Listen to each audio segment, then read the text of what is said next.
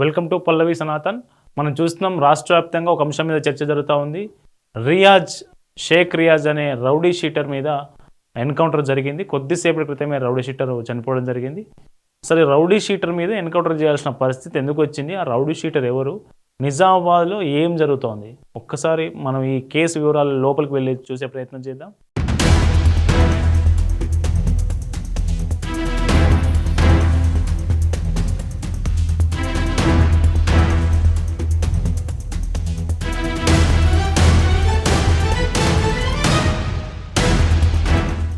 Yes, ఇతనే షేక్ రియాజ్. ఇతని పేరు. కొద్దిసేపటి క్రితం హాస్పిటల్లో చికిత్స కోసం ఇతనికి నిన్న తీవ్ర గాయాలైతే పోలీసులు పట్టుకునేటప్పుడు ఆ ఘర్షణలో తీవ్ర గాయాలైతే హాస్పిటల్లో చేర్పించారు. నిజామాబాద్లోని జీజీహెచ్ హాస్పిటల్లో చేర్పించారు. హాస్పిటల్లో ఇవాళ కొద్దిసేపటి క్రితం మధ్యాహ్న సమయంలో హాస్పిటల్ బెడ్ పై నుంచి లేచి అక్కడ కాపలా ఉన్నటువంటి ఏఆర్ కానిస్టేబుల్ గన్ తీసుకొని అతని మీద అక్కడ ఉన్న వాళ్ళ మీద కాల్పులు జరిపే ప్రయత్నం చేస్తా అంటే పోలీసులు బదులుగా జరిపిన ఎన్కౌంటర్లో ఇతడు చనిపోయాడు అనేది మనకు అందుతున్న తాజా సమాచారం. ఇంతకంటే ముందు కొద్దిసేపటి క్రితం వరకు ఏం జరిగిందంటే అతడు చికిత్స పొందుతూ తీవ్ర గాయాలైనాయి కాబట్టి చికిత్స పొందుతూ చనిపోయాడు అనేది ఒక వార్త వచ్చింది. అసలు అతను ఎలా చనిపోయాడు అనేది కొద్దిసేపటి తర్వాత ప్రెస్ మీట్లో కావచ్చు, పోలీసులు అటు నగర police Nizamabad CP commissioner of police అతను వివరాలు వెల్లడించే అవకాశం ఉంది. లేదంటే డీజీపీ స్థాయిలో కూడా ఒక ప్రకటన స్పష్టమైన అతను ఎట్లా చనిపోయాడు అనేది ఒక స్పష్టమైన ప్రకటన వెలువడే అవకాశం ఉంది. అయితే ఇతన్ని ఎన్కౌంటర్లోనే చనిపోయారనేది ఇప్పుడు మనకు అందుతున్న సమాచారం. మేజర్ వార్తా సంస్థలు కావచ్చు, మీడియా కావచ్చు, మొత్తం అదే విషయాన్ని చెప్తున్న పరిస్థితి మనకు కనిపిస్తూ ఉంది. చూద్దాం అసలు ఎందుకు ఇతన్ని ఎన్కౌంటర్ చేయాల్సిన పరిస్థితి ఎందుకు వచ్చింది, ఇతను ఎవరు, ఎక్కడుంటాడు, ఏం చేస్తాడు, ఇట్లాంటి అన్నీ మనం లోపలికి వెళ్ళి చూసే ప్రయత్నం చేద్దాం. ఫస్ట్ ఇతని పేరు షేక్ రియాజ్. ఇతని మీద దాదాపు 60 కేసులు ఉన్నాయి. 60 కేసులు. ఇతను ఎక్కడుంటాడంటే నిజామాబాద్లో హస్మీ కాలనీ అని ఒకటి ఉంటుంది. హస్మీ కాలనీలో ఉంటాడు. అయితే మొన్న ఏం జరిగిందంటే బైక్ చోరీ అయిందని ఒక మామూలు వ్యక్తి కంప్లైంట్ ఇస్తే దాన్ని విచారణ చేయడానికి పోతే ఇతను షేక్ రియాజే ఆ బైక్ చోరీ చేసినట్టుగా ప్రాథమిక ఆధారాలు దొరకడంతో ప్రమోద్ అనే కానిస్టేబుల్, ఇతను సిసిఎస్లో పనిచేసే ప్రమోద్ అనే కానిస్టేబుల్ నిజామాబాద్లో అతన్ని పట్టుకోవడానికి షేక్ రియాజ్ను వీని పట్టుకోవడానికి బైక్ మీదే వెళ్ళిండు. రాత్రి సమయంలో వెళ్ళిండు. మళ్ళీ ఒక్కడే ఎట్లా వెళ్ళిండు అంటే మనకు ప్రమోద్ వల్ల వరుసకు అల్లుడయ్యే వ్యక్తిని తీసుకొని ఇద్దరు బండి మీద పోయి ఆ నిందితుని ఎట్లో గల పట్టుకొని మధ్యలో కూర్చోబెట్టుకొని వస్తున్నారు. అంటే వీడు మధ్యలో ఉన్నాడు. ముందు బండి ఏమో ప్రమోద్ అనే కానిస్టేబుల్ నడుపుతున్నాడు, బండి ఇతను నడుపుతున్నాడు. వెనుక వాళ్ళ అల్లుడు కూర్చున్నాడు. నిందితుడు మధ్యలో కూర్చొని వెనుక వాళ్ళ అల్లుడు కూర్చున్నాడు, కానిస్టేబుల్ వాళ్ళ అల్లుడు. వీళ్ళు వస్తూ ఉంటుంటే రాత్రి సమయంలో నిజామాబాద్ నగరంలో వినాయక్ నగర్ ఏరియా ఉంటుంది. వీళ్ళ ఆఫీస్కు స్టేషన్కు చేరడానికి మధ్యలో ఉండే వినాయక్ నగర్ దగ్గర రాగానే ఏం చేసిండు, రియాజ్ అనే వ్యక్తి తన దగ్గర ఉన్న కత్తి తీసుకొని కానిస్టేబుల్ని వెనుక వైపు ముందు నుంచి ఛాతిలో పొడిచిండు. 2 సార్లు బలంగా పొడిచిండు ఛాతిలో.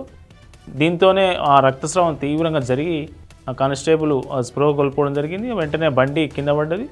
ఈ వెనుక కూర్చున్నటువంటి కానిస్టేబుల్ వల్ల అల్లుడు అతన్ని కాపాడే ప్రయత్నం చేశారు.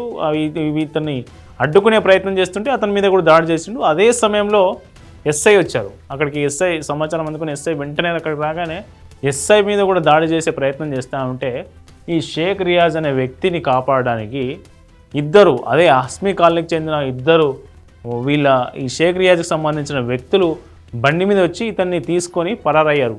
ఎస్ఐ మీద దాడి చేసే ప్రయత్నం చేసి వీళ్ళు అక్కడి నుంచి పరారయ్యారు. చూడండి నిజామాబాద్ ఎంత దారుణం జరుగుతున్నాయంటే ఎస్ఐని కూడా కానిస్టేబుల్ పొడిచి చంపేటప్పటికీ ఎస్ఐ వస్తే ఎస్ఐ మీద దాడి చేసే ప్రయత్నం చేశారు. ఎస్ఐ కూడా స్వల్ప గాయాలైనాయి.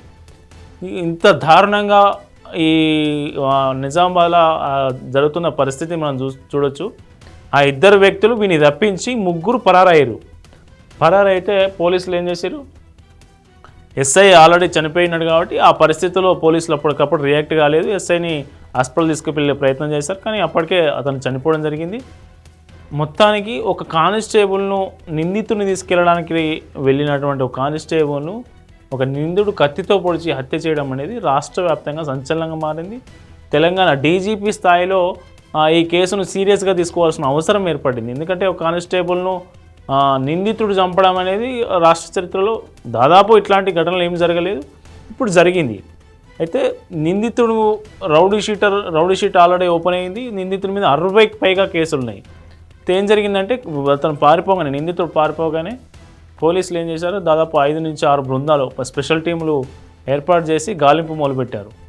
గాలింపు మొదలుపెడుతుంటే నిన్న ఆదివారం మధ్యాహ్నం సమయంలో సారంగపూర్ అడవి ప్రాంతంలో అతను నిందితుడు ఉన్నట్లు తెలుసుకొని అతన్ని పట్టుకోవడానికి వెళ్ళారు పోలీస్ టీంలు. ఆ పోలీస్ టీంలు వెళ్ళే సందర్భంలోనే మరో వ్యక్తితో ఇతను గొడవపడుతూ పట్టించిన వారికి 50,000 ప్రకటన ఇచ్చారు పోలీసులు. 50,000 రివార్డు ప్రకటించారు. అతని పూర్తి వివరాలు కూడా ఇతని మీద క్యాష్ రివార్డు కూడా ప్రకటించారు 50,000. షేక్ రియాజ్ సన్ ఆఫ్ మహమ్మద్ 24 సంవత్సరాలు, Muslim, rule of Mohammadpur colony, Nizamabad. ఈ ఫోటోలో ఉన్న వ్యక్తి రియాజ్ దొంగతనం, దోపిడీ, హత్య వంటి నేరాల్లో నిందితుడు. ఈ వ్యక్తి గురించి సమాచారం తెలుస్తుందో కింద తెలుపడం నంబర్లకు కాల్ చేయగలరు. ఇట్లా నిన్న క్యాష్ రివార్డు కూడా ప్రకటించారు. అయితే ఒక సాధారణ వ్యక్తి రియాజ్ను చూసి అతన్ని పట్టుకునే ప్రయత్నం చేస్తుంటే అతని మీద కూడా దాడి చేసే క్రమంలో పోలీసులు అక్కడికి చేరి అతన్ని చాకచక్యంగా పట్టుకునే ప్రయత్నం చేశారు. అయితే అక్కడనే పోలీసులు సారంగపూర్ అటవీ ప్రాంతంలోనే రియాజ్ను, మన వీడియో కూడా ఉంది మన దగ్గర, నిన్న సారంగపూర్ అడవి ప్రాంతం ఆ ఏరియాలో నిందితుని పట్టుకునే ప్రయత్నం చేశారు. అయితే ఆ పట్టుకునే క్రమంలోనే ఎన్కౌంటర్ చేశారు పోలీసులు. ఆ ఎన్కౌంటర్లో రియాజ్ చనిపోయిందని నిన్న సాయంత్రం వరకు వార్తలు బయటకు వచ్చాయి. అయితే పోలీసులు నిన్న సాయంత్రం ఒక ప్రకటన రిలీజ్ చేశారు. ఏంటంటే రియాజ్ బతికే ఉన్నాడు, ప్రాణాలతో ఉన్నాడు. నిన్న జరిగిన ఘర్షణలో కొంత గాయాలైనాయి. మేము జీజీఎస్ హాస్పిటల్లో చికిత్స కోసం తీసుకెళ్ళాం. ఆ హాస్పిటల్నే చికిత్స పొందుతున్నాడు అని పోలీసులు నిన్న ఒక ప్రకటన రిలీజ్ చేశారు.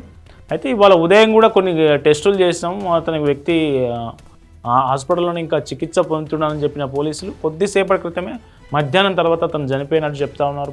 డాక్టర్లు చెప్పిందని పోలీసులు నిర్ధారించడం జరిగింది. అయితే అతను ఎలా చనిపోయాడు, ఎట్లా ఎన్కౌంటర్ జరిగింది, లేకుంటే చికిత్స పొందుతూ తీవ్ర గాయాలతో చనిపోయిందా, లేదంటే ఎన్కౌంటర్ జరిగిందా అనే దాని మీద ఒక క్లారిటీ అయితే రాలేదు. కానీ ఖచ్చితంగా ఎన్కౌంటర్ జరిగిందనే వార్తలు ఎక్కువ వస్తున్నాయి. అతను బెడ్ మీద నుంచి లేచి వచ్చి ఒక ఎయిర్ కానిస్టేబుల్ కాపలాగా ఉంటే అతను తుపాకీ తీసుకొని కాల్పులు జరిపే ప్రయత్నాలు చేస్తుండటంతో ముందున్నటువంటి పోలీసులు అతనిపై కాల్పులు జరిపారు. ఈ ఎన్కౌంటర్లో రియాజ్ చనిపోయాడు అనేది మనకు అందుతున్నటువంటి సమాచారం. మనం చూడొచ్చు నిజామాబాద్లో ఎట్లాంటి దారుణమైన పరిస్థితులు ఉన్నాయి, ఎట్లాంటి కరడుగట్టిన నేరస్తులు ఇట్లా తయారవుతున్నారు, పోలీసులకే రక్షణ లేకుండా పోయిందనే వార్తలు ఇప్పుడు రాష్ట్ర వ్యాప్తంగా వైరల్ అవుతున్న పరిస్థితి.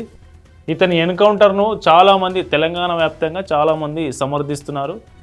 ఒక పోలీస్ కానిస్టేబుల్ని చంపిన వ్యక్తిని ఏ వర్గానికి చెందిన వ్యక్తి అనే విషయాన్ని పక్క పెడితే అతను ఏం చేసినా దాన్ని బేస్ చేసుకొని పోలీసులు అతన్ని ఎన్కౌంటర్ చేయడం పట్ల రాష్ట్ర వ్యాప్తంగా హర్షాతిరేకాలు వ్యక్తమవుతున్నాయి. అటు డీజీపీని కావచ్చు, అటు నిజామాబాద్ సిపిని కావచ్చు హర్షిస్తూ ప్రమోద్ ఆత్మకు శాంతి ఇప్పుడు చేకూరింది.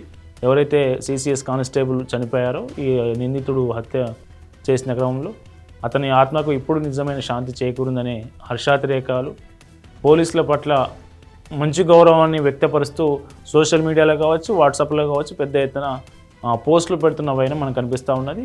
రియాజ్ ఎన్కౌంటర్ విషయంలో మీరు కూడా మీ స్పందన తెలియజేయండి. ఇట్లాంటి కరుడుగట్టిన నేరస్తులను ఏ వర్గానికి సంబంధించిన వ్యక్తి అయినా ఖచ్చితంగా శిక్షించాలి. దాని చట్ట ప్రకారం అతనికి శిక్ష పడాల్సిందే. ఈ విషయంలో మీరు కూడా కామెంట్ చేయండి. Stay tune to Pallavi Sanatan.